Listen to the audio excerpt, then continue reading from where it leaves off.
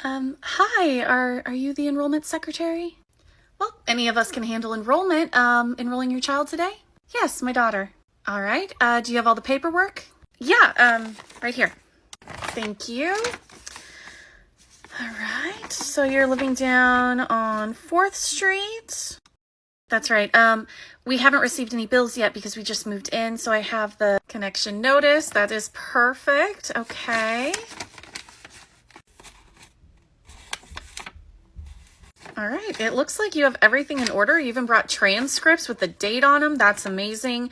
Officially, we do still have to request transcripts from her previous school, but it's pretty obvious that you are on top of things. So barring any complications, she should be able to start tomorrow. Isn't that exciting?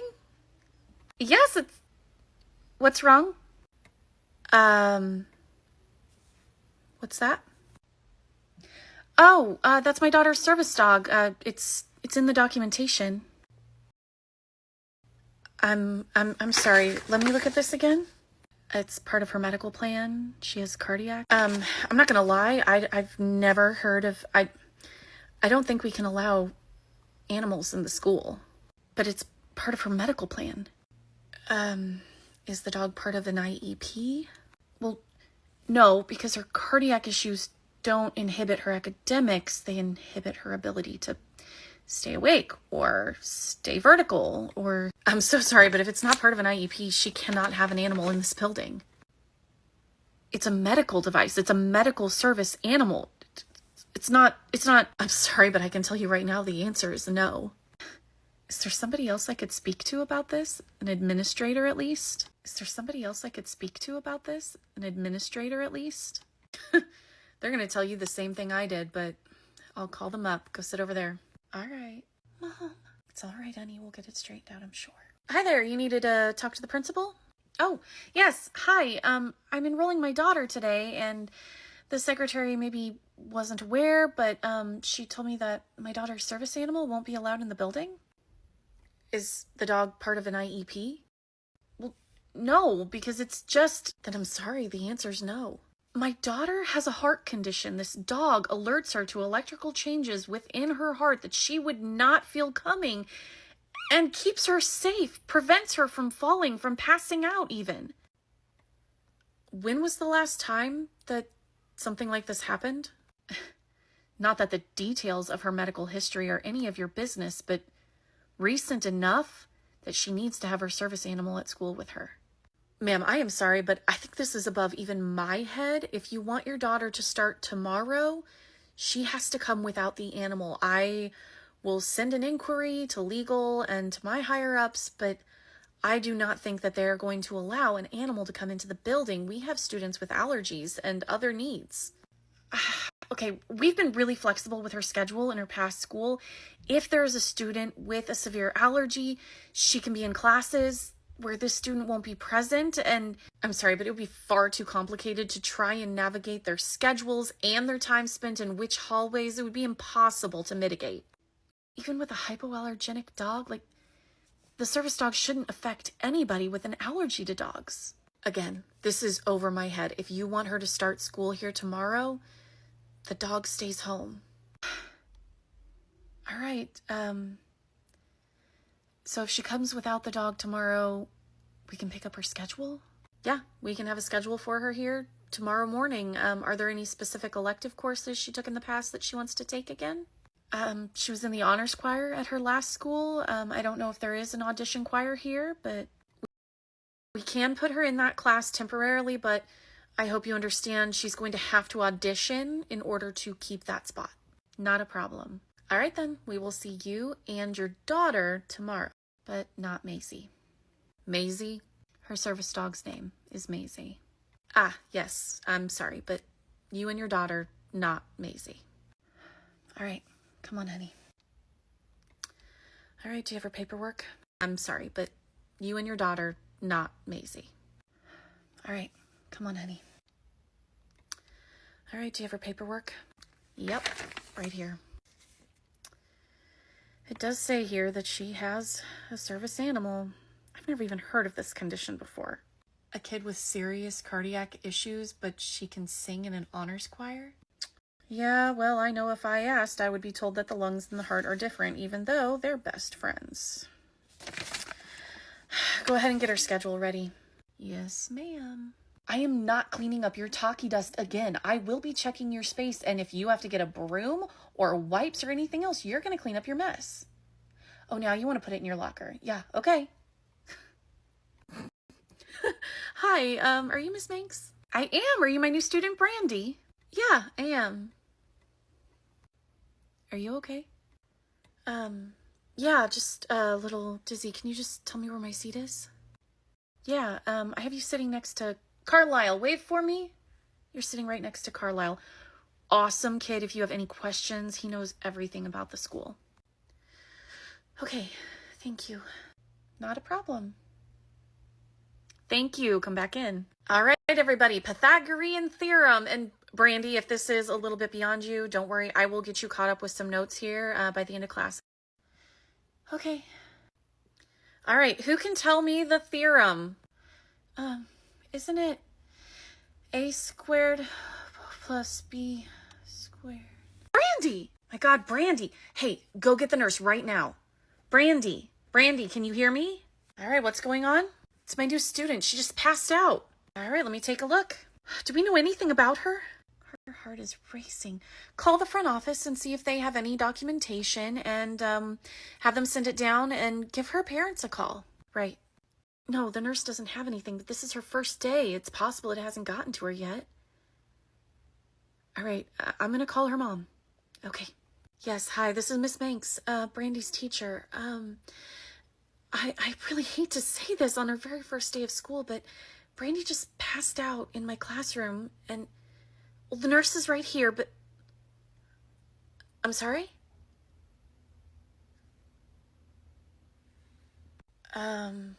There you go. You're all right, hun. Anything? The office didn't know. They said they would look, and when I called her mom, she screamed, "I knew it." What? And then she said she'd be here in like 6 minutes. How bizarre. Brandy, honey, have you ever passed out before? I have a service dog for my heart condition, but the school wouldn't let me bring her. You have a service dog for your heart and the school wouldn't let you bring her?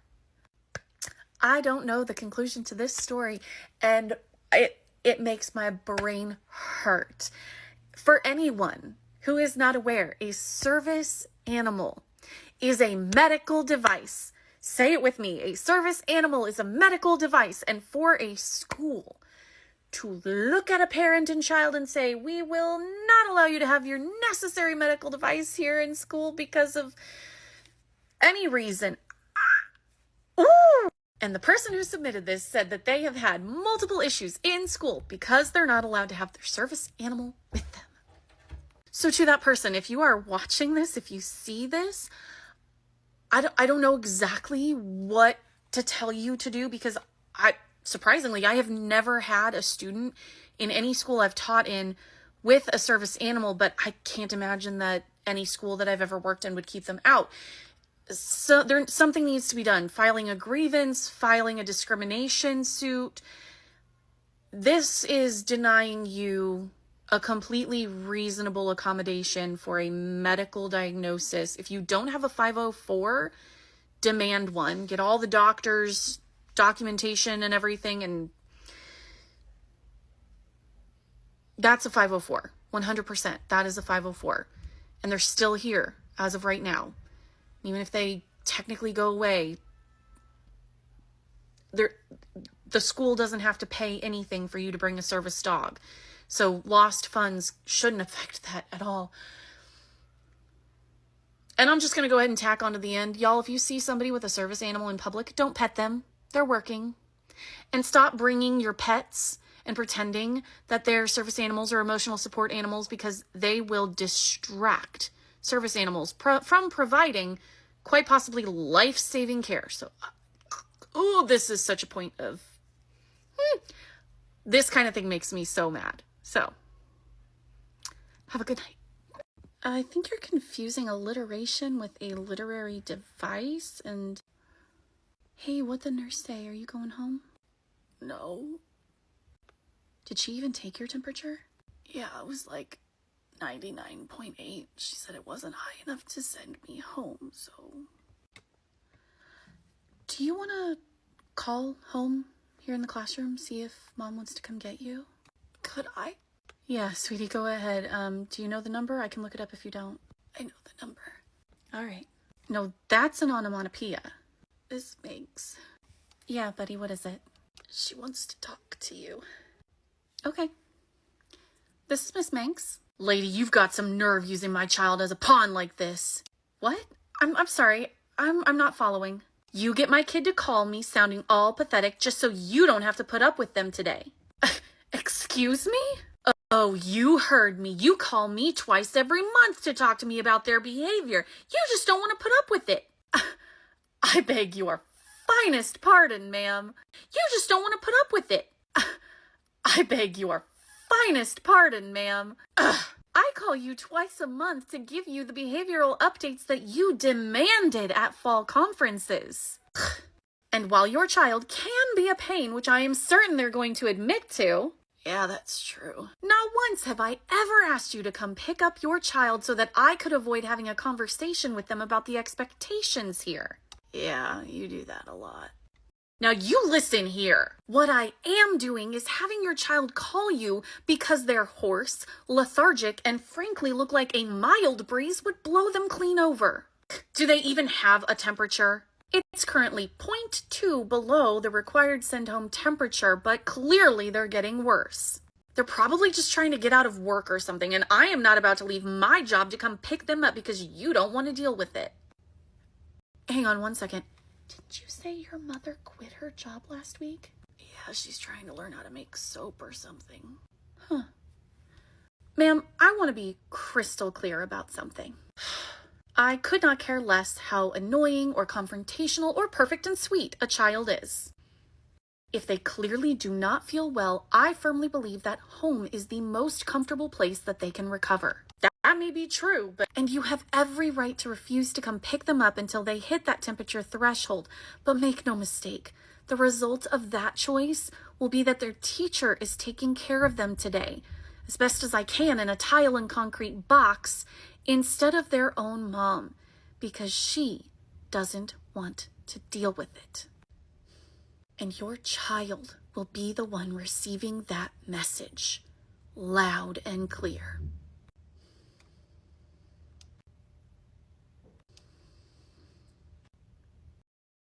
Are you still there, ma'am? I'll be there in 10 minutes. Thank you. Bye. She'll be here in 10 minutes. Thank you for talking to her. You're welcome, bud. You can be a turd, but when you're sick, you're sick. Yeah, this makes... Yeah, buddy. I got that message loud and clear last year. I just keep getting it over and over again. So thanks. Oh, my heart. Hi, Miss Baker. Hi, Hannah. Thank you guys for coming to the conference. Go ahead and have a seat. All right, before we get started with Hannah's amazing grades, do you have any questions for me? Actually, yes, I do. Hannah's been telling me that she's been having some trouble with this boy, Brock. Mommy's not even in that class. There's been some trouble. Not in my class, but... So I guess no, not in your class, but do you know this student, Brock? I know of him. I don't have him as a student, but you know who he is. Vaguely. It's not even in her class, Mom. Can we just drop it? Maybe you could tell me what the problem is anyway, just in case something happens in the hallway. I do know who he is, so if there's an issue in the hallway... Oh, I'm sure that's not even necessary.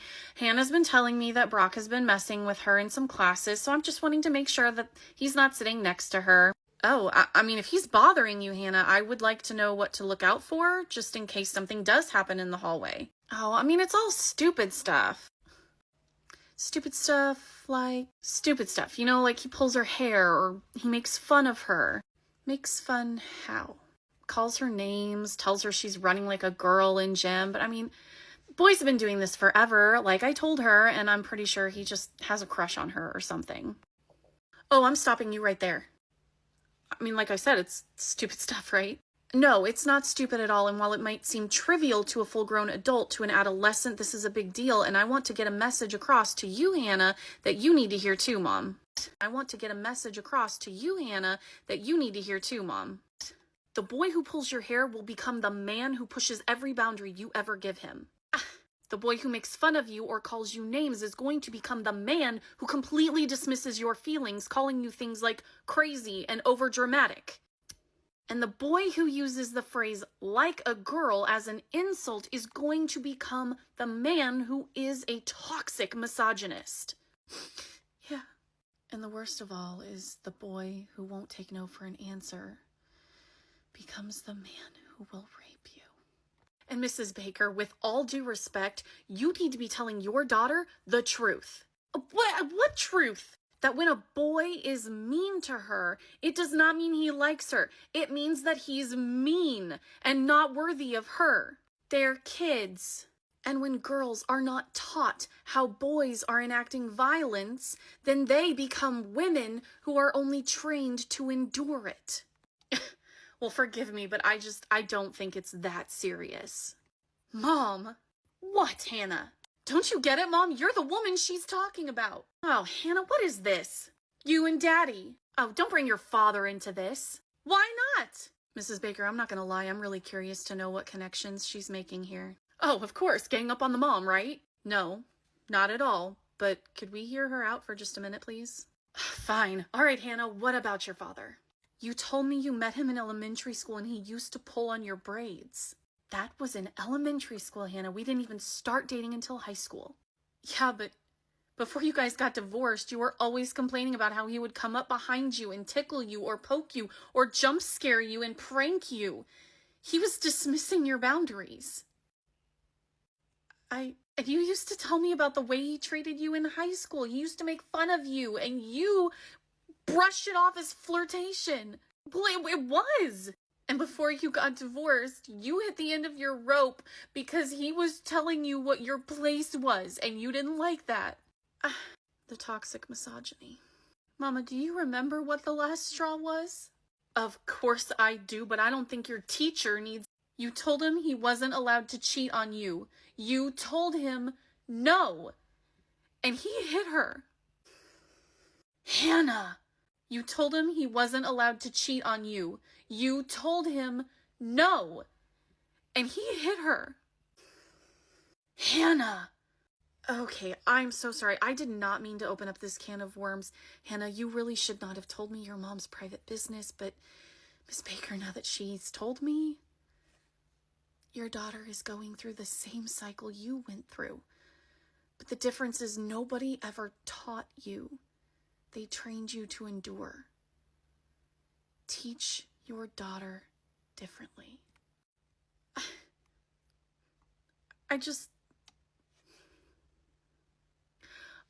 I don't want Hannah to get in trouble for fighting back. You know, she's in school. You're not supposed to do that kind of stuff. And I don't want her to get in trouble.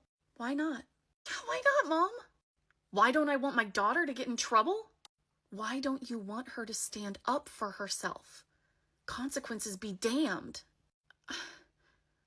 I was always told there's a time and a place for etiquette. Absolutely. But we're not talking about minding your P's and Q's here. We are talking about someone enacting violence on your daughter.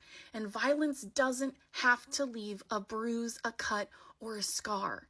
It can be emotional violence. It can be psychological violence.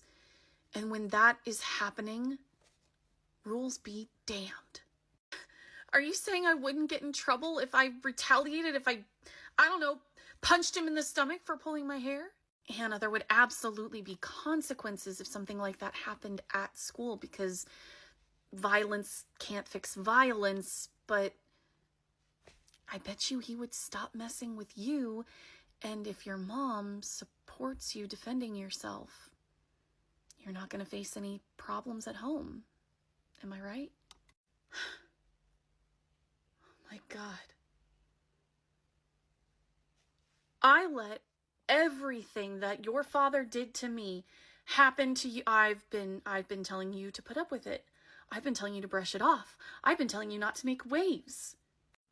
And pardon my language, but she should be making a fucking tsunami when somebody enacts violence on her. Okay, so Hannah, I guess you and I have a lot of conversations in the future, and I guess I have some unpacking to do myself. I'm so sorry to bring all of this up. It's progress over perfection, always.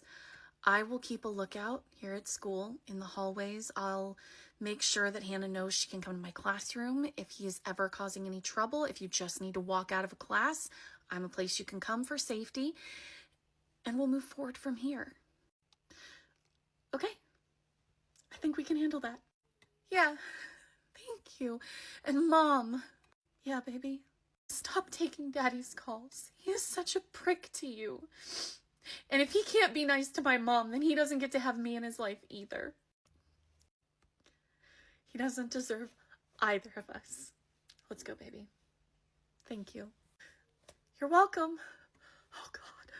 And for every single person who wants to tell me that this POV was too harsh or that we don't need to tell little girls these things, please understand that you're living in a society that has trained girls to endure violence from men who never learned how to accept no or any of the other things I discussed. And for everyone who wants to tell me that it's not all men and there are good ones out there, I'm a good man, well, not a single fucking man stood up for this woman while she was bodily dragged out of a town hall meeting. For what? Speaking up, asking a question in a town hall meeting. They bodily dragged her out. They exposed her undergarments, and they were not authorized to do any of it. But not one man stood up for her. So until it's no men, it is all men. Have a good night. Hey, did you hear we have a sub in history today? Really? Where's Mr. Greenfield? I guess he's out sick or something. I was told he was gone all week. Oh. Hi, girls. Oh, hey, Miss hey, Hendricks. Mom. Do you ever think it's weird that your mom works in the school you go to? Luckily she's pretty cool. I gotta get to class. I'll see you later. Bye. Eyes on your own paper.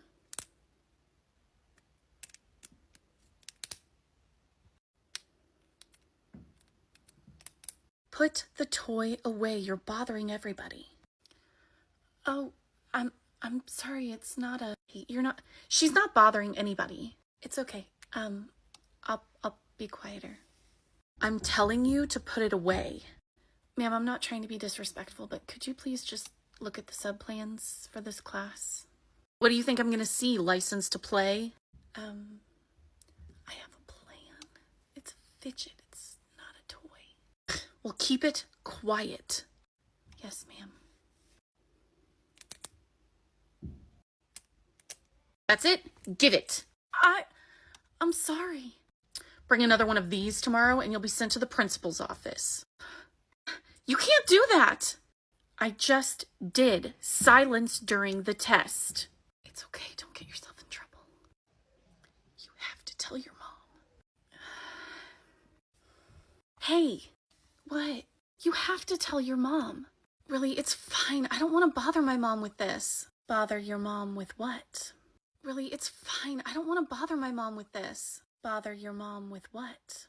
Is Principal Skinner in her office? I'd like to talk to her. Miss Manx? Principal Skinner, my daughter was mistreated by her sub today, and I would like this to be fixed. Mistreated how? She took my daughter's fidget during her test and told her if she brings another one tomorrow, she'll be sent to your office. I am sure the substitute just didn't realize, and Principal Skinner, she did know. Oh? It's true. I told the sub that I had a plan. I asked her to look at the sub plans because I know the teacher puts it in there, but she wouldn't. She just scoffed. All right. I will look into this. For now, please just go ahead and go to your other classes. Do you have another fidget? I have one in my locker, but I don't want to get in trouble. You have my permission and you don't have that class again today. You'll be fine. All right. Thank you. See you later, sweetie. All right, so what's going to be done? Like I said, I'm going to have a conversation with the sub. I want to be there. You want to bombard a substitute with the principal and the parent at the same time? Don't introduce me as the parent. I'm just another teacher who works here, remember? Okay. I will call her up. What's going on? Ah, substitute. Have a seat. Mrs. Hendricks and I just wanted to have a conversation about something. All right, what's the issue? Well, a student informed Miss Hendricks that, you took a fidget away from a student today during a test. Oh, is that all this is about? I'm really close with the student. They feel comfortable talking to me about these things, and so the principal and I just wanted to make sure that everything was okay. Were you aware that the student had an IEP that allows them a fidget during tests? Yeah, a plan. I'm sorry, what does that mean? It means that I don't believe that kids with issues should get to play with toys in class just because they have some kind of made-up illness. Made up? I don't believe that kids with issues should get to play with toys in class just because they have some kind of made-up illness. Made up? Oh, okay, it's not made up. It is a legal document that we are required to follow. And no matter how you feel about it, you are required by law to follow the plans. Now, if you had come in here and told me that you had no idea that this plan was in place, we could have had a different conversation, but you're telling me that you blatantly defied the plan? Things like this don't do kids any good whatsoever. The child doesn't need a toy in class. Mrs. Hendricks, could you leave us alone, please? Sure thing. Bye. What? Okay, you do not get to come into this school and within 5 minutes of meeting a student decide what they do or don't need, what is or isn't good for them. And your flagrant disregard for the legal documentation that we have here as a school is really upsetting to me. You can't honestly tell me that you believe in science, fact, legal requirement. Yes, I believe in all of those. I am sorry, but we no longer need your services here today or ever again. You can't fire me. I was hired by the district. And the district will be told what has transpired here today. Whether or not they choose to continue working with you is up to them. But it is up to me whether or not I let you back in my school. And I can tell you right now, you will never be a sub in this school ever again. All this over a toy? Over the responsibility to put the needs of our students before your own comfort and biases. You can go gather your things and leave this school immediately. I'll take that. What? I'm texting my mom. I see your boyfriend's name on the screen and it doesn't matter. You know the rules. This is so unfair. You let him have his phone every day. I don't know what you're talking about. I've seen him check his phone in class, and I know that you've seen it too, and this is so unfair. I'm sure you think that. You can pick this up at the end of the day. God, bitch. On second thought, I will let the office know that your parents need to pick it up. Oh, so unfair. Dude, put the Takis away. You know there's no food in this classroom. That is so not fair. You let her eat salty pretzels and chips all the time, but I can't have my Takis? No. You heard what I said. Put them away. God, stupid teachers always playing favorites. Hey, I need you to stop. You're not coming in the classroom today. What? Why not? We're reviewing for the test today. I just watched you spray perfume all over yourself at your locker, and it's so strong you cannot come in. That is so stupid. This is a fragrance-free space for a lot of reasons. I'm sorry, you cannot come in today. You know the rules. That is so unfair. Just because you don't like the smell of perfume, I'm not allowed to. You have known the rules of this room since the beginning of the school year, and this was a choice that you made, and every choice you make carries consequences, whether good or bad. I'm sorry, but you're not coming in today. How am I supposed to review for the test? I've put all the resources in Google Classroom. You're just going to have to access them yourself. This is so unfair. God, I hate teachers like you. Yeah. Thank you, Miss Minx. You're welcome. Why is it always so dark in here? I get tired. Why can't we turn the lights on? You have them on at other times of the day. I'm so sorry, but most days with the flickering that's going on with those lights, eventually I just get so overstimulated and I have to turn them off for a couple of hours. So then have them turned off in the morning and then turn them on later so that we can... There's not enough natural light in the morning for me to have the lights off. Then we at least have the lamps and the windows. We get enough light in the afternoon. It just makes me so tired. I know that totally stinks, but I mean, I can move your seat so that you're closer to one of the lamps so that you have a lot of bright light. No, I don't want to move. Okay, let me know if you change your mind. Teacher, this is a funny tasting snack. Why are we having this one? Oh, I didn't realize it tasted funny, but this is the kind of snack that everyone can eat. Doesn't make it good. Why don't we have cookies or something? That's better. Like I said, this is a snack that everyone can have. All of these situations have something in common. They all contain a student with an invisible medical need. And part of a teacher's job is maintaining their privacy and never being the person who tells anybody else what kind of conditions are present in the classroom. So whether a device to monitor a medical condition, a snack to keep POTS at bay, lighting changes for seizure disorders, or fragrance-free areas for those with migraines and asthma, everybody should know that everybody's needs are going to be a little bit different. And sometimes teachers lie about what's going on because we're going to take the heat and the hate in order to protect the peace and privacy of our students. And if somebody is allowed to bend or even break the rules in certain circumstances, it's not always our business to know why. Because people with invisible illnesses and conditions don't just grapple with the condition itself. They also grapple with when to disclose to others, not to mention grappling with the reactions of the people they do disclose to. People with these conditions often feel isolated because sometimes people just don't have any idea what they're going through, and sometimes even when people do know, they're treated like their condition isn't even real just because somebody else can't see it. And then they have to do this dance of trying to advocate for themselves in this world where either people don't know or people don't believe what's going on with them. It really isn't that difficult to learn and acknowledge that you don't know everything about everyone around you, and you're not entitled to know that either. And if you're a parent, maybe teach your kids that, because the kids with these conditions deserve privacy and dignity. Have a good day. Miss Peterson? Yes, Janelle, what is it? Travis called me a black widow. A what? Why? Because of my skin. Oh, I'm sure he didn't mean it that... Travis, honey, did you call Janelle a black widow? I'm writing my report about spiders. No, he's not. He's writing it about snakes. Well, honey, maybe he changed his mind. I'm sure he didn't mean it like that. Miss Betsy? Hi, sweetheart. What's wrong? Travis called me a howler monkey. What? Travis? I'm just reading a book. I thought I'd make a joke. Well, Travis, that's not a funny joke, and it's not nice either. You need to apologize.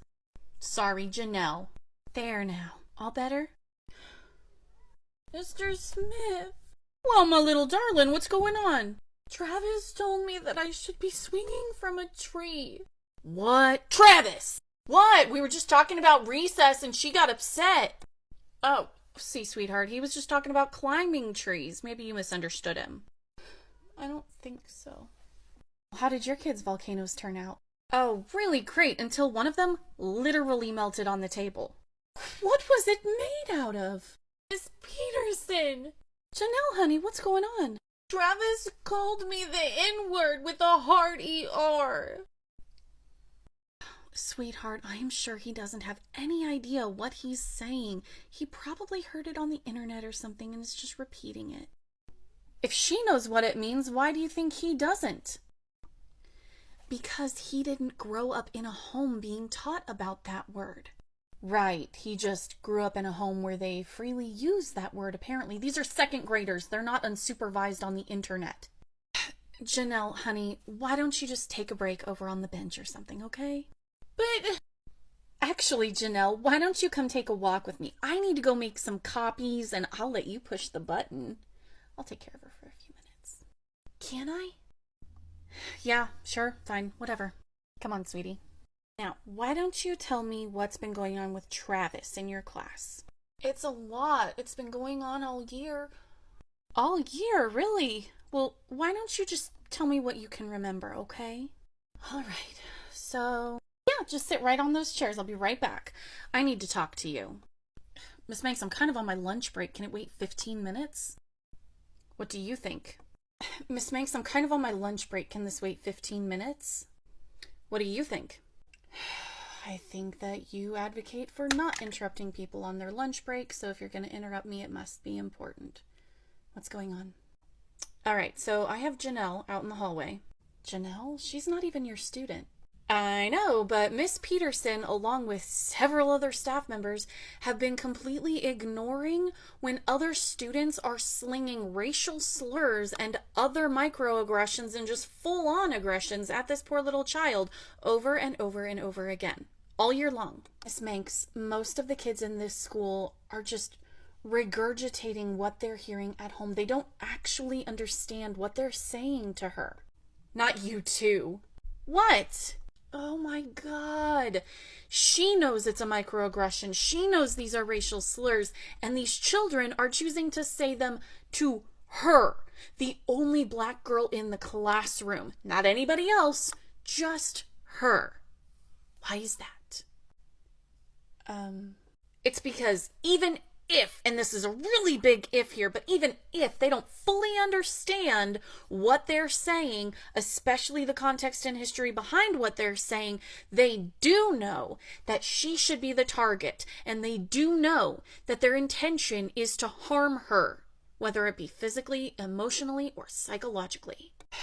All right, fine, I can concede that, I guess, but you can't take multiple offenses by multiple children and then just punish the most recent one. Stopping you there. This hasn't been multiple children. This has been one child. Travis. Travis? Really? I can't tell if you're completely shocked or not even slightly shocked by that. Of course she's trying to single out Travis. His mother is on the school board. Well, then his mother has been doing a piss-poor job of raising her son because he has been targeting Janelle all year long. Oh my God. Do you honestly expect me to call a member of the board and tell them that their child is a racist? Does Travis's mother scare you? No. Intimidate you? No. Then you need to pick a suitable consequence for him, and then you need to call her and explain to her why he's facing these consequences. Because I have now figured out for a fact that not only has Miss Peterson talked to him about this, but so has the librarian and 2 people in the cafeteria staff and a janitor. Oh, he knows, and he's doing it on purpose. So, consequence. Oh, God, you are not going to like what I have to say, but I can't just punish the child of a school board member. Do you realize the backlash that will come down not just on me, but on anybody who is involved in doing so? So you are intimidated. Fine. I'm going to handle this my own way. What are you going to do?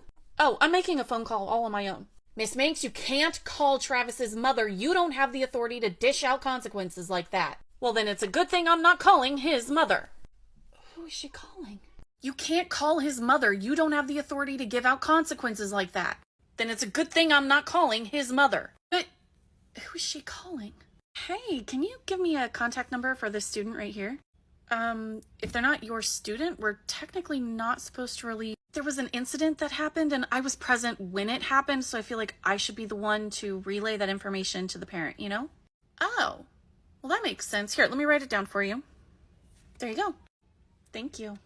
Hi, is this Janelle's mom? No, my name is Miss Manx. I work at ABC Elementary, but I'm not Janelle's teacher, but I wanted to talk to you about something. So Janelle's already told you about... Well, I am not authorized to release a student's name to you, but it sounds like you're aware of the situation. No, that's pretty much it, except that... Well, the principal said something that, I mean, it wasn't direct, but it kind of sounds like this student isn't really going to be facing any punishment because of who their parent is. It's a pretty unique last name. I bet you could find it on the district website. No, not the school, district level.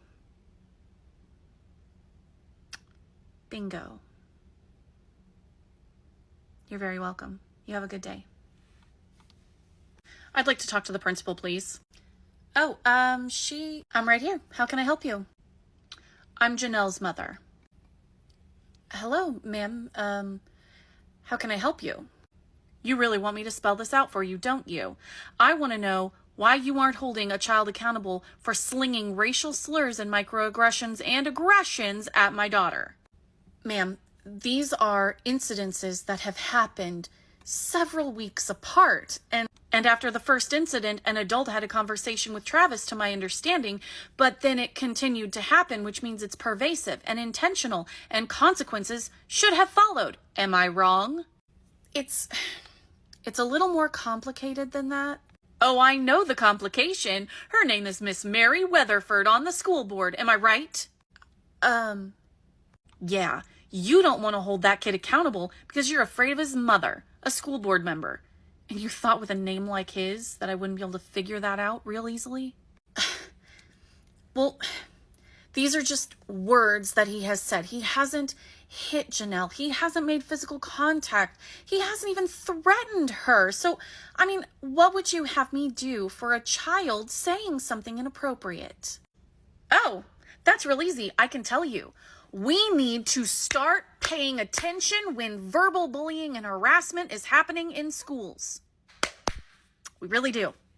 I started this skit because of a video that I saw here on TikTok, and it rang so true with me because I watch this happen every year, and I lurk in parent groups on Facebook, and I see what the parents are concerned about, and it just keeps happening.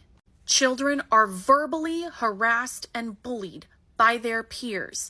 Teachers are instructed not to use those words, but instead just refer it to administration, because if you use those words, it triggers like an official investigation and they have to check a whole bunch of boxes. Maybe those boxes need to be checked every single time. Because what happens is a child verbally harasses or bullies another child, and nothing is done about it outside of a conversation where we say, no, that's bad, and the kid is free to go do it again. And every time that it happens, there's just a no conversation about it. And the outcome is almost always one of three things. Number one, severe depression for the victim. Number two, the victim gets physically and severely hurt. Or number three, the victim finally stands up for themselves after the system has told them in no uncertain terms that they don't care about the verbal harassment and bullying. And they stand up for themselves and they push back. And they're the ones that get in trouble, while their bully walks away with a smile. Parents don't want to send their kids to public school anymore, and I completely understand why. All of this keeps happening all of the time. A parent group that I was in last week, and I was watching their conversations, it was about a parent who was afraid to send their child to kindergarten because of all of the bullying and harassment that they were hearing about through that parent group. And that's in one of the more highly regarded school districts in my area. And the craziest part is that that's not the only district of which I'm a part of a parent group, because I care, because I want to know what upsets the parents. The bullying is upsetting the parents. And it's not just the fact that the bullying is happening, it's that schools aren't catching it before it becomes physical. They're not catching it when it's verbal. They're not catching it. They're not doing anything about it.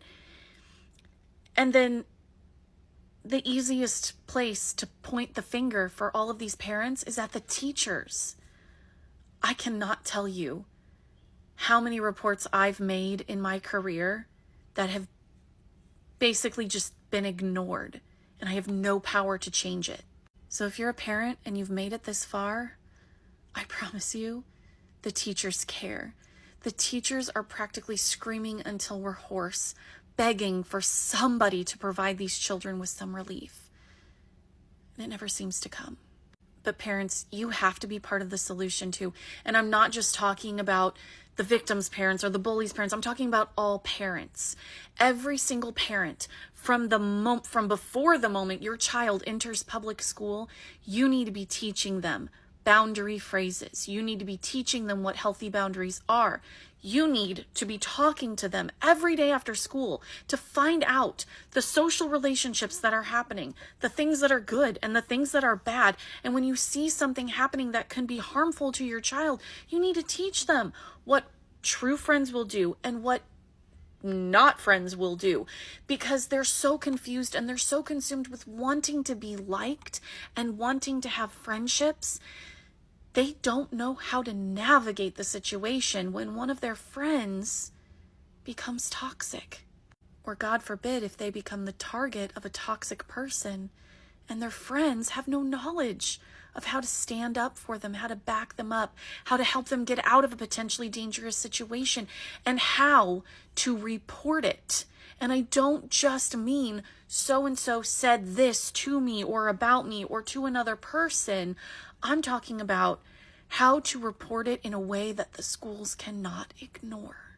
I, for one, am sick and fucking tired of seeing my students get hurt when it could have been prevented. If everyone who saw this joined in helping to create change,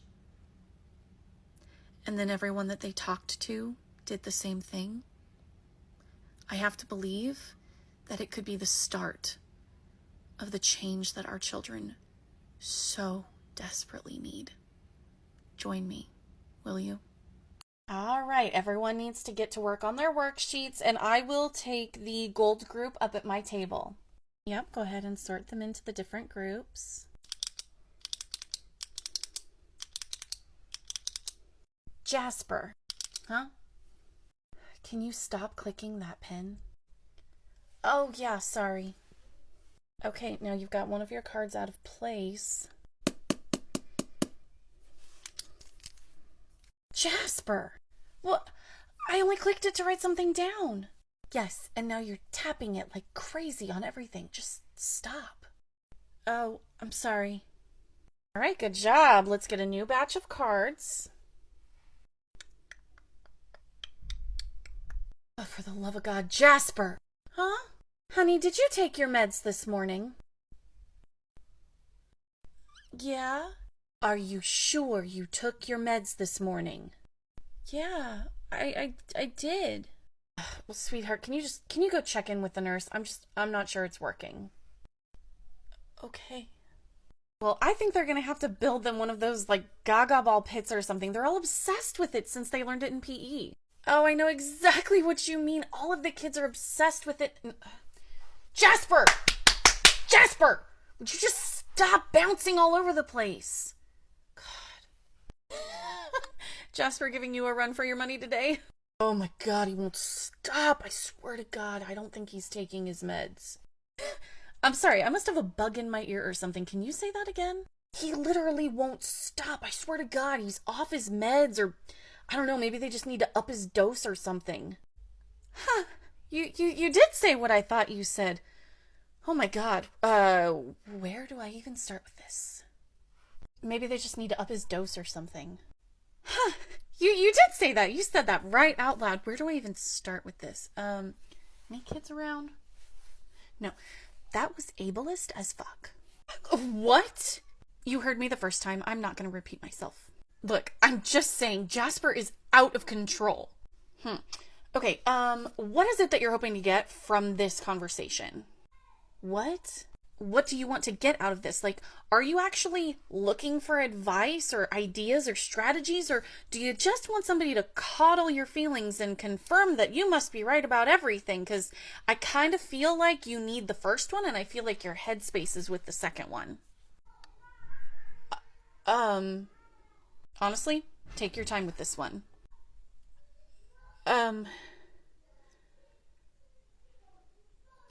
I think I was expecting the second one, but I need the first one. I mean, I think that's what you need, but you're not going to receive it unless that's what you actually want. So what do you want from this conversation?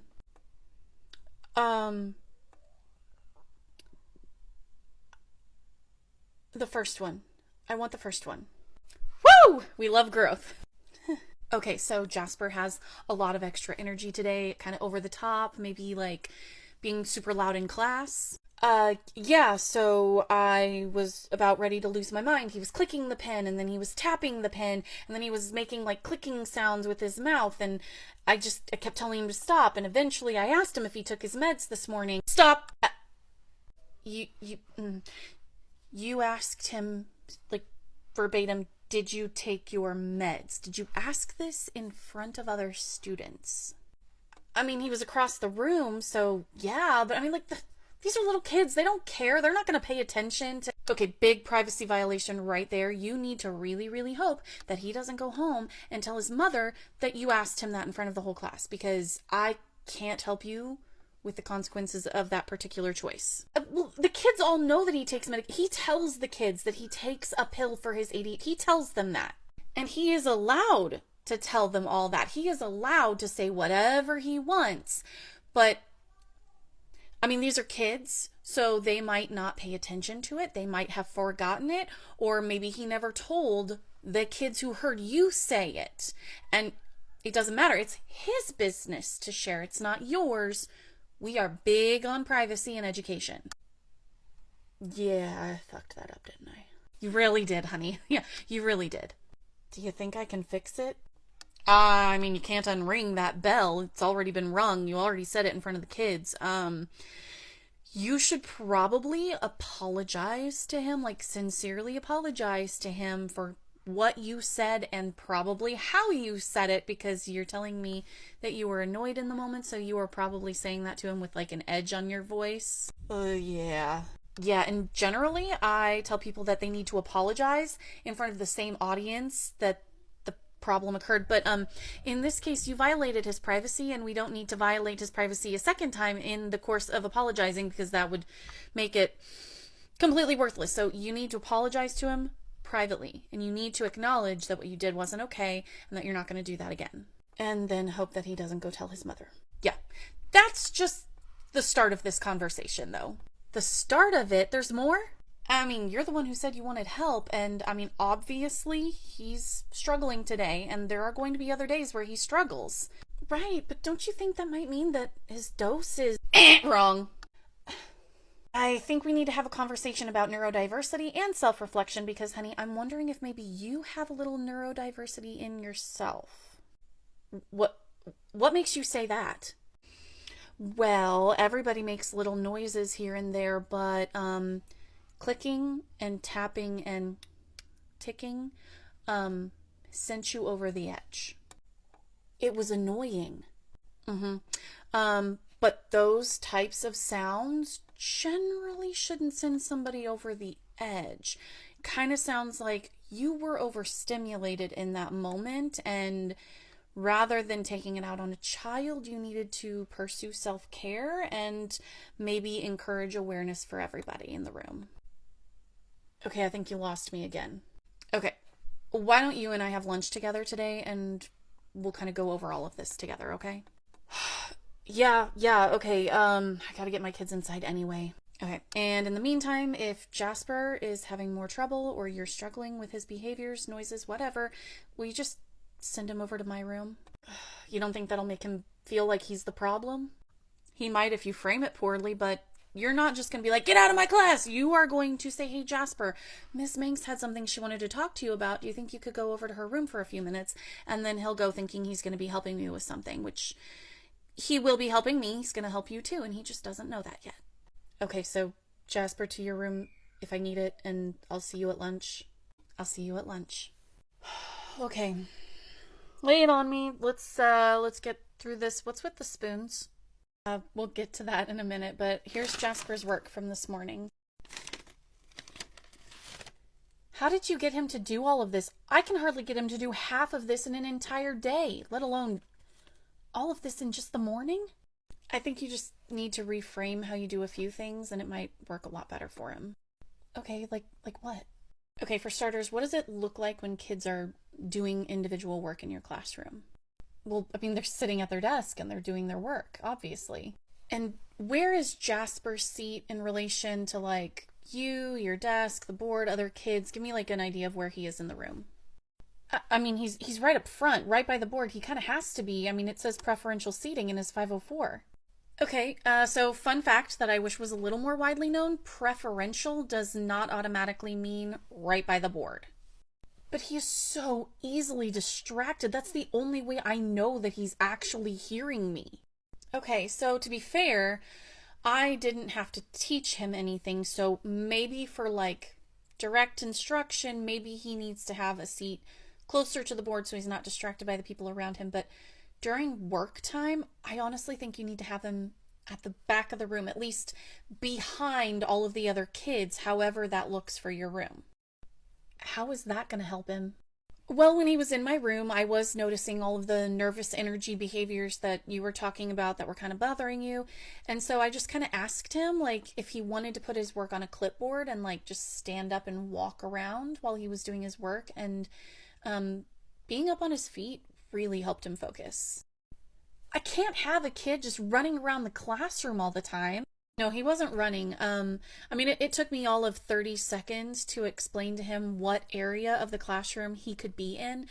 And I mean, like, honestly, just being on his feet was enough for the majority of the time. He had his work on a clipboard, and he would, like, lean on his desk and look down at his work, and he would pick up his pencil and write when he needed to, but he really seemed to just want to be leaning on his hands for most of his work time. It's almost like that pressure was helping him.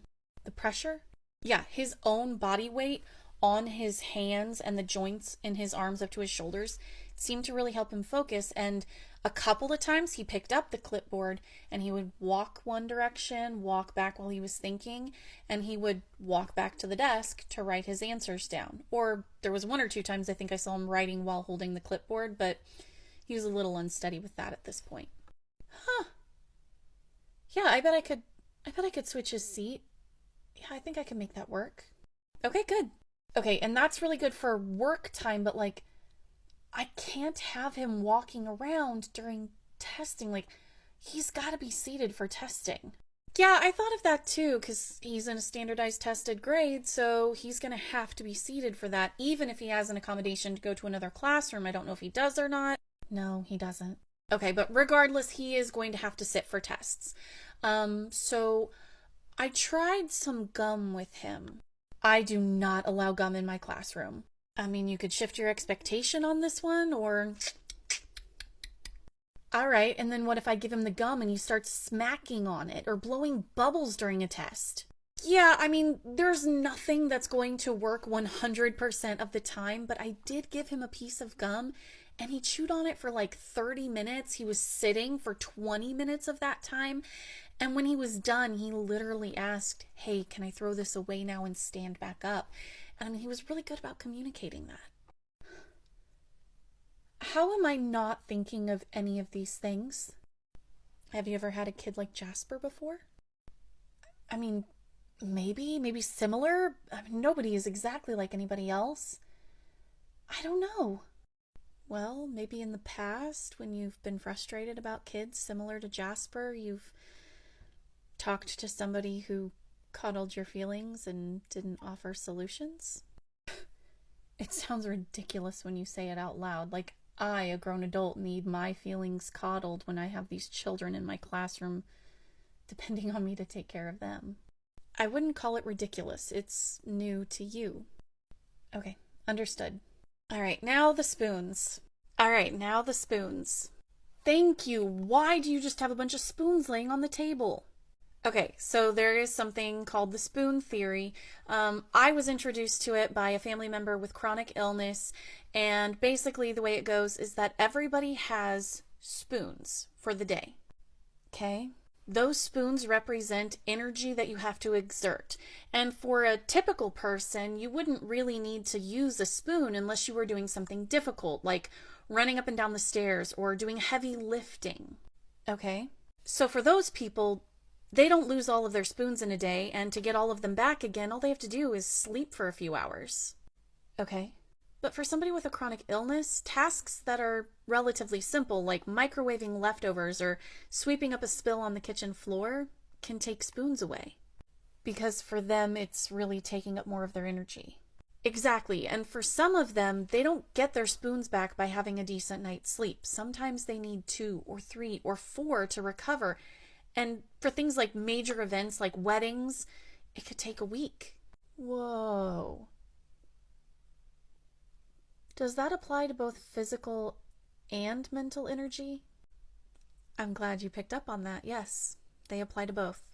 Okay, but then how does this apply to Jasper and his nervous energy and me getting frustrated? Okay, so for somebody like Jasper, he doesn't recover spoons by going to sleep. He recovers spoons just by existing and not exerting energy. So eventually his spoon drawer gets crammed and starts overflowing, and the energy just has to get out of him one way or another. Exactly. Oh my God, I get it. Okay, but what about me? I don't have a problem with energy. Maybe your spoons aren't spoons of energy. They're spoons of tolerance. Oh my God. So maybe some days all of your students had a good night's sleep and they had a really good fulfilling breakfast, and maybe they got some wiggles out even before they came to school, and you don't have to put out nearly as many fires, and so when Jasper has some of that nervous energy, you're better able to tolerate it. Because I still have my spoons of tolerance.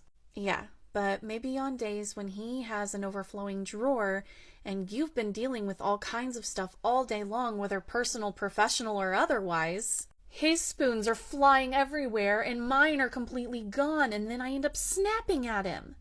It's a possibility. Okay, but I can't always prevent situations like that, so what do I do when that happens? Okay, so it's important to recognize when Jasper has too many spoons and needs to get rid of some energy, and you can have different things that he can do. Maybe he's going to do some heavy lifting and deliver a ream of paper to the office, even though they don't need it. Maybe it's a task he can do for you. Shoot, I could just have him take a lap around the school. Absolutely. I had a student once who liked to do sit-ups when their energy got too high. I had a coworker once who had a student doing push-ups and planking in their classroom. Are you serious? Oh, completely. But like, all kids need to get their energy out, and so for kids like Jasper, they have even more energy and they need even more opportunities to get that energy out. Okay, I'm going to start making a list of things that he can do when his energy is too high. And then you're going to start working on yourself. Oh my God, you're right. What do I do when I run out of spoons? It's not like I can just be like, oh, I'm done for the day, kids. See you tomorrow. Like, I have to do something because I don't want to be known as the bitch teacher. I mean, honestly, just not wanting to be the bitch teacher is a really good place to start, but you're going to need to write down a list of things that help you restore your energy and help you restore your mental calm. And honestly, there's going to be days when you're just not going to be able to find that calm again, but sometimes just looking at your class and saying, hey guys, I'm really overstimulated today. I can feel that my temper is short and that I'm maybe in a bad mood and I don't want to take it out on you guys. So we're going to shift and we're going to do something calming. Maybe you can give them a writing prompt and they can write a story, or maybe you can give them some math practice on the computer. If you have like a fun game site that's also academic, maybe you can make a shift on some days and have them doing that, or allow them to have their headphones and listen to music while they're working. Don't you think I'll get like off on the curriculum though? Well, I mean, a big part of understanding the spoon theory is that you can start building your plans around knowing when you tend to run out in the week, or when you have struggle days. Maybe there's going to be a specials day where it's especially hard, and you can actually start building your lessons around that so that you have built-in calm down periods or built-in movement breaks for everybody to get everybody's energy out. Oh yeah, library day, they always have extra wiggles. Okay, so extra movement breaks or maybe extra center time, something to allow them to get more energy out in a structured way so that you can maintain your calm. My spoons of tolerance. Yeah. Okay, one more question. Shoot. How the hell did you learn all of this? Stumbling and falling about 1,000 times in my career, but always remembering to pick myself back up and try and do better the next day. Because when we know better, we try to do better. Yeah.